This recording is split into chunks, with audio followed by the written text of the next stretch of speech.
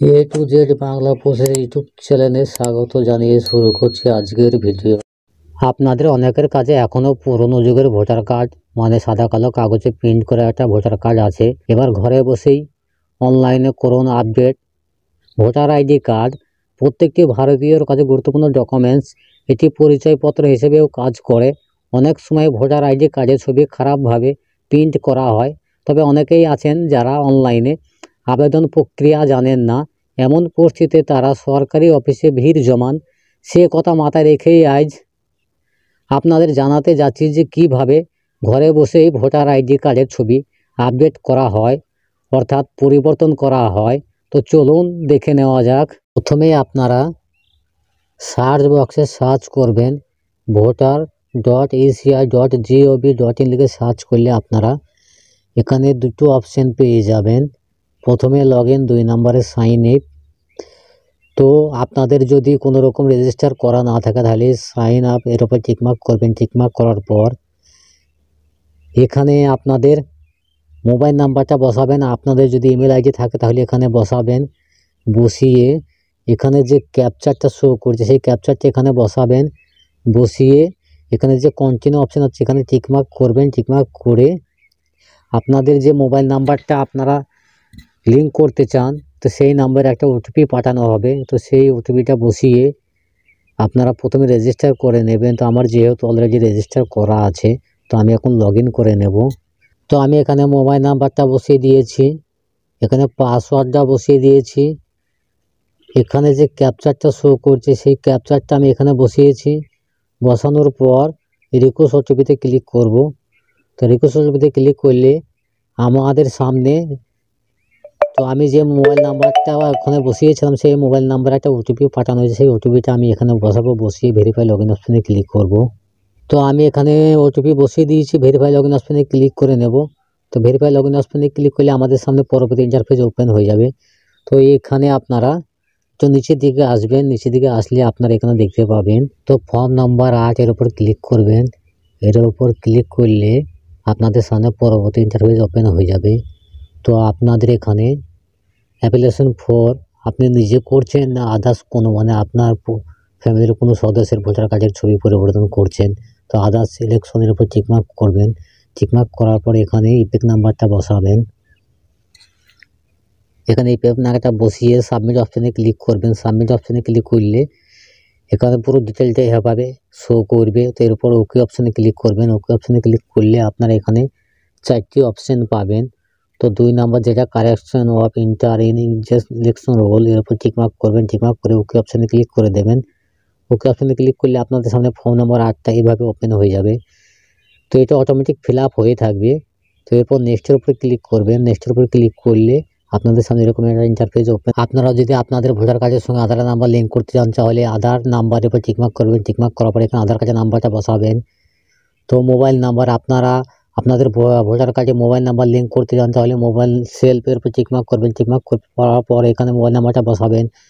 Others কোনো আপনার ফ্যামিলির কোনো সদস্যের মোবাইল নাম্বার যেমন আপনার বাবা মা কিংবা আপনার ভাই যে কারোর মোবাইল নাম্বার যদি লিঙ্ক করতে চান তাহলে সেই নাম্বারটা এখানে বসিয়ে দেবেন। আপনার যদি ইমেল আইডি থেকে থাকে ইমেল আইডিটা এখানে বসিয়ে দেবেন। বসিয়ে দেওয়ার পর নেক্সটের উপরে ক্লিক করবেন। নেক্সটের উপরে ক্লিক করলে আপনাদের সামনে এরকম একটা ইন্টারফেস ওপেন হয়ে যাবে। Submit application for kick any ওই আদার্স ফলোইং। তো আপনি কী কী জন্য কারেকশন করতে চান সেগুলো উপরে আপনাকে টিকমার্ক করতে হবে। তো ম্যাক্সিমাম আপনি 4টি কারেকশন করতে পারবেন। আপনার নামের স্পেলিং ভুল থাকলে সেটা কারেকশন করতে পারবেন। আপনার জেন্ডারের ভুল থাকলে কারেকশন করতে পারবেন। আপনার জন্ম তারিখ মানে বয়স ভুল থাকলে সেটা কারেকশন করতে পারবেন। রিলেটেড টাইপ আপনার ভোটার কার্ডের মানে আপনার বাবার যে নাম সে নামটা যদি কোনো রকম নামের স্পেলিং যদি কোনো রকম ভুল থাকে সেটা কারেকশন করে নিতে পারবেন। অ্যাড্রেস যদি আপনার ভোটার কার্ডে যদি অ্যাড্রেস ভুল থাকে সেটা এখান থেকে কারেকশন করে নিতে পারবেন। মোবাইল নাম্বার, ফটো তো যেগুলো আপনার দরকার সেগুলো আপনি সিলেক্ট করে নেবেন। আমি যেহেতু মোবাইল নাম্বার আর ফটো কারেকশন করব তো মোবাইল আর ফটোর উপর টিকমার্ক করব। মার্ক করার পর এখানে মোবাইল নাম্বারটা বসাবো। তো এখানে মোবাইল নাম্বারটা বসিয়েছি। সেন্ড ওটিপিতে ক্লিক করবো। সেন্ড ওটিপিতে ক্লিক করলে ওটিপি সেন্ড সাকসেসফুল। তো আমি যে নাম্বারটা এখানে বসেছি সেই নাম্বারে ওটিপি পাঠানো সেই ওটিপিটা আমি এখানে বসাবো। বসে ভেরিফাই করে নেব। তো আমি এখানে ওটিপিও বসিয়ে দিয়েছি, ভেরিফাই করে নেব। ভেরিফাই করে নিলে আমাদের সামনে এরকম একটা ইন্টারফেস ওপেন হয়ে যাবে। এখানে ইউআর ফটোগ্রাফ, তো আপনারা আপনাদের ভোটার কার্ডের যে ছবিটা দিতে চান সেই ছবিটা চয়েস ফাইলের উপর ক্লিক করে আপনাদের ছবিটা সিলেক্ট করে নেবেন। তো আমার যেটা আমি সেটা সিলেক্ট করে নেব, চয়েস ফাইলের উপর ক্লিক করব। চয়েস ফাইলের উপর ক্লিক করলে আমাদের ফোনের মোবাইলের গ্যালারিটি এখানে ওপেন হয়ে যাবে।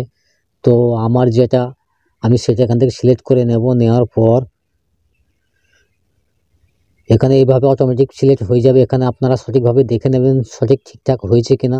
তো যদি ঠিক থাকে তাহলে সেভ এর উপর টিকমার্ক করে দেবেন।